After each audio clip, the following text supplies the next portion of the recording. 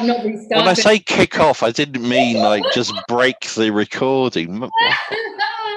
I'm not gonna. This is a real us. Good evening and welcome to Agile World number 20. There's Sabrina's bloopers for you on that. Don't even know what happened there. I know, but the bloopers are the finest bit. They are. They are. Blooper, and we're not changing that unless you decide to cut that out later. And if you do, I've now just confirmed it. How are you? Can't now. There's no context for it.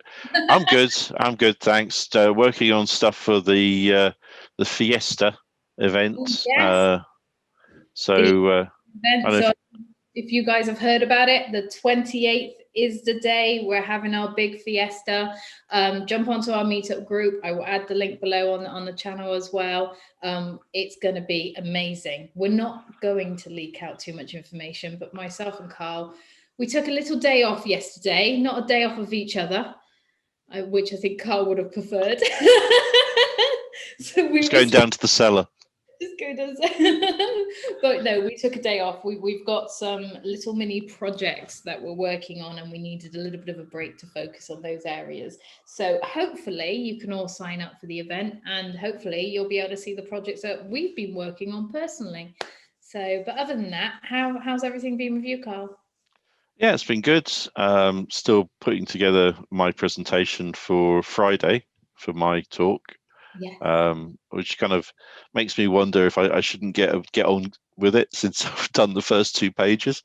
Are you sure Friday? No, it's Thursday. Is it? I can't remember. It's during the day. Thursday. Oh, Thursday. You're right. Thursday. I'm sorry. The lights are on, but nobody's in. Okay. I hope you realise that the lights are on. Well, actually, the lights are a bit dim. Thursday 26th at 3 p.m. GMT time, you get to see Karl in the flesh with me in the background for once. I see. It's impossible to put you in the corner. Can't put Sabrina in the corner.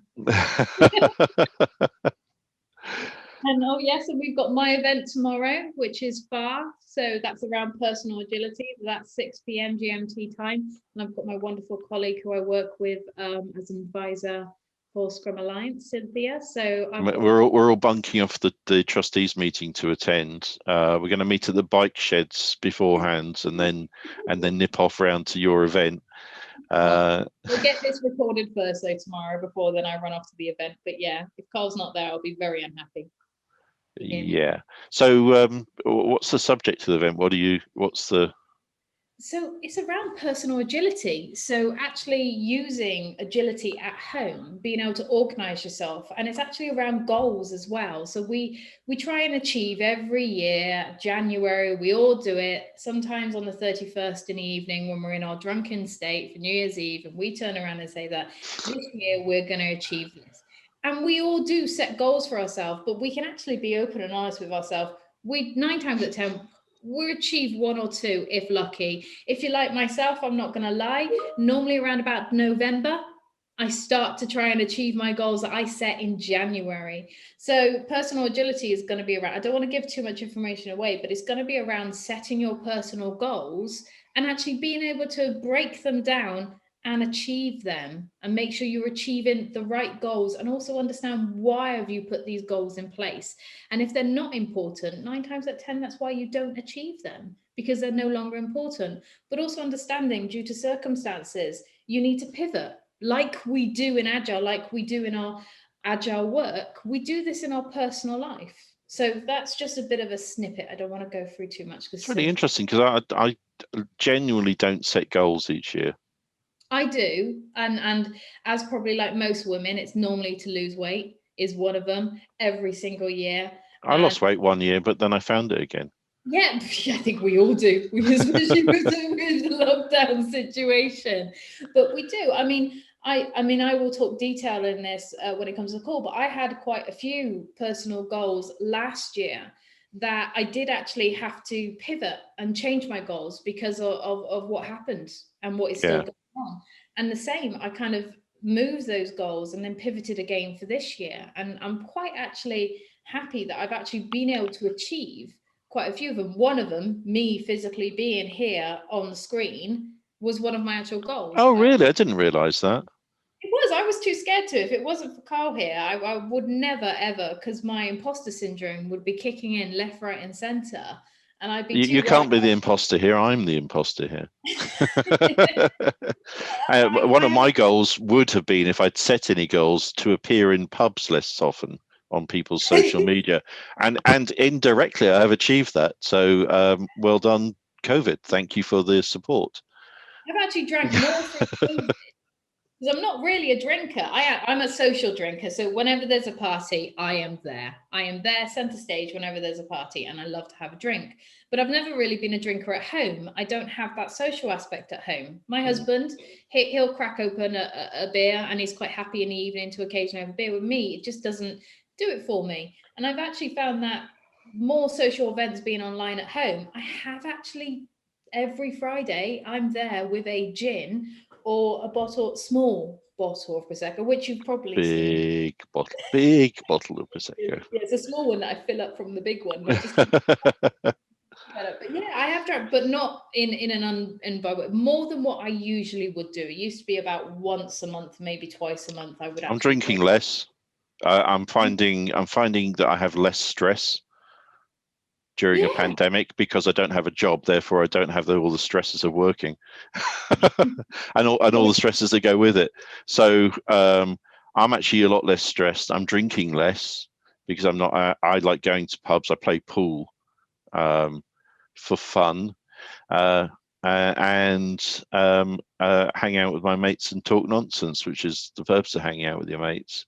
But my mates all live in Bromley, and I live in Scotland. So to go to the pub, I have to go to Bromley. it's normally like a weekend thing. Another thing I've noticed through lockdown, I am actually using my my personal agility side, my Kanban boards a lot more. So originally I had, which I'll go through more detail when if you join the call, but originally I had one on the fridge, which was basically the organization of like the household side, what possible bills that have come in through post or any things that need to go on the food shop. And I've got my little Kanban board there. But now it's turned into the fact I have a Kanban board in front of me, which I've created. I've got a stationary cupboard in front of me, which you can obviously see. And I've created a board there, which I've split into work purposes and personal purposes. Then I've actually put a Kanban board in the gym. Believe it or not, I have a Kanban board now in the gym, which kind of goes through the flow of the workouts I'm going to use. That's my home gym. I'm not breaking lockdown rules. It's a gym in the house. Just before I get. So do you have a Kanban board in your bowling alley and your private cinema as well? No. I don't have a So I'm bowling just alley. saying out loud what everyone's thinking. Wait a minute, does this person live in a very large estate? No. I have a gym because obviously my job involves me traveling a lot, which means I'm away from my husband and my two puppies. That's my family. A little bit of personal stuff about me. But when I come home, I don't really want to be leaving them because I could be away 4 or 5 days a week. And my husband having his own business as well. Sometimes we're like passing ships. And obviously, because I'm very passionate about the gym, we had a spare room. It was a dining room. It's really far away from the kitchen. We had space to put a dining room table in there. So I just said, block up the fire and let's make a gym out of it. That is why. I don't live in a castle. That's my dream. Okay. I think I just saw the butler go past. Later. Okay. I'm feeling quite outclassed by the number of potential rooms that you have. Either that you live in the TARDIS and there's multiple spaces within your hovel. Back to my personal agility. Yes, I have a Kanban board in my gym to kind of go through. It's organizing my workouts. It's organizing what I'm going to do day. And it sounds silly, but as an example, there's certain days I won't do arm day because we all know when we do arm day, next day you're going to be sore. You are going to be sore. So there's certain days where I know I'm going to be very active and I'm going to be running a training session or something like that. Doing arm day the day before is not really a good idea because you struggle to move around after. So I kind of try and organize my workouts around the activities I have for work. So yeah, using personal agility. And then obviously I've got another one for the renovations we're doing. So that's a bit about my personal. So this is the stuff where you're planning it and Rob is doing it. Yeah, exactly. 100%. I am the product owner. And yes. Has he agreed to this, or is this just an accidental outcome that he's... Do I show you? Right. So this is my husband's latest. Which way are you going to see it more? So you won't be able to see it. I will have a green screen very soon, but there is a bit of a contraption here. This is actually going to have my green screen that should be able to drop behind me when I require. The green screen isn't on that yet. It's still work in progress. But I did put it on the backlog and I did prioritize it to the top. I need to send you a video of an angry crowd with pitchforks for you. You can have that for when you're presenting Kanban for the first time to executives. Yeah. Well, my name is Sabrina, technically a witch, you know, that cool. Not heard that one before, have we? So no, well, I've never brought it up before, so that's just a little snippet around personal agility. Obviously, I'm not going to give any more. Why is it called FAR? FAR. You have to wait and see. Come and join. Okay. So it reads a lot like Prince when he changed his name to the shape that used to be called Prince. No. Did it have a title and you just changed it to FAR so you get more interest? So FAR basically stands for Focus, Accomplishment, and Reflect. See, I got you to give it away. Well done. Oh, wow.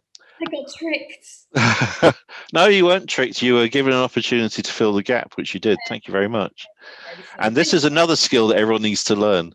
Yes. Sabrina. So anyway, so there's been some really amazing events that we went to over the weekend. I got an opportunity to go to Stuart Young's event, which was going through visual thinking. Which was a really, really, really good session. But that was with Sath as well, because between Sath and him, they kind of kicked off the whole visual component of the festival and taking the concepts into, or taking the ideas into true concepts. So. Yeah. And also you actually get, so it should be on the archive now. And if it's not, it should be there very soon. But you actually get an opportunity where it does show you how to do some drawings. Now, visual thinking isn't just about drawings. Well, it is, but it isn't. There's a method around it. And it's really interesting going through the conversations, and he gives us an opportunity, he gives us a word and says, try and draw this. And it's really interesting because everyone did actually get involved to try and draw their version of what that word is. And it kind of does show that sometimes a word can mean multiple things, or how can you simplistically be able to visualize this in a way. And it's really, I don't want to use the word fashionable, but it's extremely popular. And I know it was, and I'm going to get you to say this in a minute, because I know it being popular more within Agile, within Scrum Masters, being a visual facilitator. This is a big role that's coming up now. Scrum Masters use it a lot. I used it a number of years ago when I was a Scrum Master, being the fact I was never satisfied with my drawing, but I did always use it for planning, backlog refinement, to make things a bit more interesting, and definitely retrospectives. It's always been in retrospectives, but it was also used for, this is your key, Karl. And this is where I can't remember what it was called. It was a part of information science, and it was used to take complex ideas and convert them into imagery for how to use a washing machine or how to fix a washing machine. I actually had a friend or still have a friend who used to take the US Army information and turn it into manuals so that ordinary soldiers who were starting out could understand how to take apart a rifle and put it back together again. But it's not an engineering manual, it's a how-to. You're simplifying really complex things into a way in which people can absorb that knowledge and reuse it. I'm going to use a word here, and I'm maybe not using it wrong. Is it very similar to wireframing? No, wireframing is a reduction in fidelity. Yeah. So if you were to wireframe what Stuart and Sath had done, you'd end up without any of the labels. So that's a slightly different thing. And wireframing is actually an engineering methodology, as in not software engineering, but actual engineering. That's where it comes from. In order to very quickly sketch out how things might be structured. It got adopted or turned into something else through user experience, but that's another story. And in fact, if you look for any child of 3 or 4, what they do when they come back from school and show, here, mummy, here's my picture, it's more than likely to be a wireframe. So, We also facilitated a really good event yesterday, which was around mental health, and is actually in very particular at the moment because we're all experience it, whether we've not experienced it before. We are all started to experience it with everything that's happening within the world. And that was a really, really good event yesterday. I know you, I kind of, not gonna lie, I stayed in the background to do the facilitation. so I don't mind. I don't mind sharing. I share enough to be viable, but not so much that it can come back to haunt me. And that's just experience. But I do know, and I said at the outset, is mental health means different things to different generations. You know, my parents' generation, if you talked about mental health issues, you're talking about people who've been locked up. Yeah. In my age group, and I'm in my 50s, you never talked about mental health. You talked about people who had mental breakdowns, or you talked about people who had members of their family being taken off and incarcerated for their own good. But you weren't allowed to express that you were having difficulties with just living. Yeah. Whereas I have friends now in their sort of 20s, 30s, 40s who have that release, and I think that's really good. But also, sometimes it's quite bad as well, because they seek bad company. So I know someone that's suffered from bulimia, and she got into a group of bulimiacs who were actually encouraging each other to do worse and worse things to themselves. It's So also the people you talk to, depending, we have to be mindful with different generations and different backgrounds. Yes, you're right, it means different things, but it is nice that people now can open up a little bit more. I think so completely. It's wonderful. I think it's wonderful. I think it's a great thing, but it's also still counterculture for guys to acknowledge weakness, because it's not weakness, it's actually a form of strength. But we still have that thing that if you acknowledge emotions and pain and fear, then you're somehow less of a guy than someone that doesn't, which is obviously complete nonsense. But it was lovely. The group that we did have yesterday were actually sharing, which was nice, because it could go one or two ways, especially when you're talking about such a sensitive subject. You know, you can get people that close in. Me personally, I decided to stay in the background because, one, with my personality, I know what it's like, and two, I wanted to actually listen in and hear what other people were saying about it. And I thought it was a really, really good event. People were actually opening up, and it's nice that they felt comfortable to open up as well. So someone used we used Mentimeter, and one of the words was psychological safety. And I think there was a level of it. I wouldn't say there was a level to the counselling level. And just in case you didn't know, I'm actually a qualified counsellor, because I did that because I was a youth leader, and I did that for over 20 years. So there wasn't that depth, and actually to have that kind of depth, you needed a level of trust and a level of assurance over a period of time with someone that you just wouldn't get on an event. But in the breakout rooms, it was really interesting, because I think certainly the breakout group I was in, it was more about, we can do all this, but our work environments aren't listening to any of this anyway. They're giving the words around this, they're great at the language, but they don't actually enact it. If you've been involved in a business that's been going for sort of 40, 50 years, and you've got managers in there who actually see all this stuff as weakness, they do what they're meant to do, and they parrot it out as needed, but they don't actually engage with it. So, when people turn up late, they don't want to know why. And there could be a myriad of reasons behind it, apart from the fact they wanted to hug their pillow for a bit longer.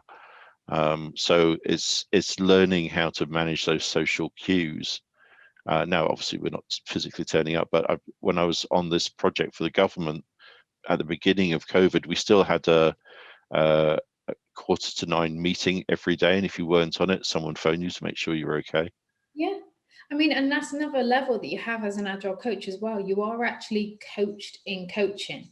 Yeah. You are that coached in listening. You're coached in, not giving the advice, being able to be there to listen, to allow that person to talk through a situation, whether it's work or not, for them to either work out or for you to be able to guide them on that. Yeah. And that, as an agile coach, it's in the name coach as well. And a lot of people forget about that. They think an agile coach is just somebody that's going to, oh, this is the best way to do it this way, blah, blah, blah, blah. But no, we're also there to listen to you, and we will listen intently, and we will guide you. And that's down to body language as well. We're taught how to give the correct body language. You have to be very careful when you're listening to someone, even if you naturally sit like this with your arms crossed, which you can't see because I'm wearing a black top. But even if you sit naturally because you find it comfortable with your arms crossed, that can be a negative. Someone's opening up about something that can give a negative vibe, and you're taught that as an agile coach as well. I think the body cues are quite important, but also vocal intonation, eye contact, Yep.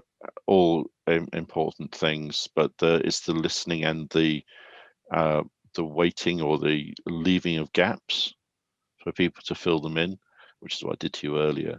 Yeah. It's well, I've been coaching a bit longer. I'm not allowing you to say that. Okay, so you're older than me. No, okay, so You're lucky I didn't bring that up. When you brought up your age, I was just about to bring up about the conversation we had when we were working out the age difference. you're 21, aren't you? Yeah, 21. I'm still a spring chicken. Yeah. 21 years in Agile. You just came out as an Agile baby. Yeah.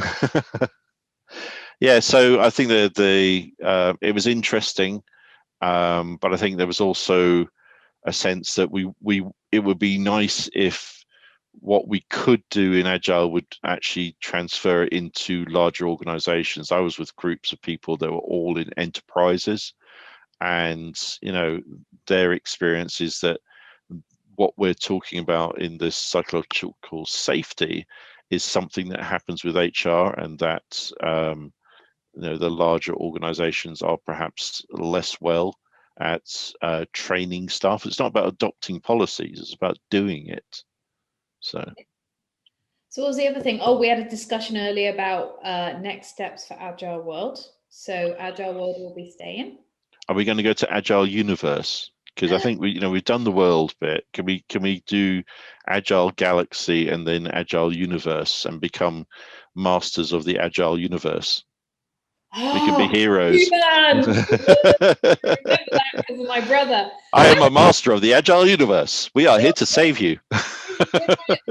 Where's my Tigger? No, I was actually thinking Agile World. This is version 1. So Agile World version 1.2 or version 2. We could do that. I mean, we still got to come up. We've got lots to do this week. We've got exciting week coming up with we're not calling it the closing ceremony because this is not the end. It's a party because I think, we're celebrating what's been accomplished, which should have been impossible, frankly.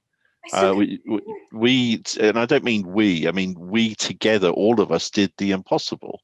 There are just the two of us. We're just the extremely vocal ones. Are you suggesting I'm a loudmouth? So in a even before this, I don't know, lockdown 27 that we're in or whatever it is, people were tired of going to meetups online. And there was the meetups were all dropping off, the less and less people going to them because people were getting more and more demoralized. And in that environment, we decided to have a global meetup. So affected us. It hasn't affected us at all, which has been amazing. Well, I think it's the format has affected some people. Some people have had much less groups than would perhaps normally done. But then again, it's like tomorrow evening there's like 15 events all at the same time. Yes. So it should be, and I'm thinking in particular about one person that had an event on at the same time as Snowbird, who hadn't realised, hadn't noticed that Snowbird was on, which is kind of like the central organization is calling us in, and therefore all the I mean, they had about 5,500 people there, so that was a huge response. And I'm assuming that after the fact, larger organizations will get the tapes and start playing them. But I think it's really interesting that happened the way it happened. But what's more interesting is the context, not their context, the context.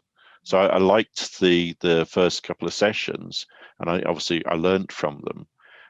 But what I saw was, in the context of everything that's happening at this festival, some of those things have more meaning to me than they would have otherwise, and they have a greater connection to the world rather than America or Europe. Yeah. And so I think that in that full context, it's very interesting about what actually happened.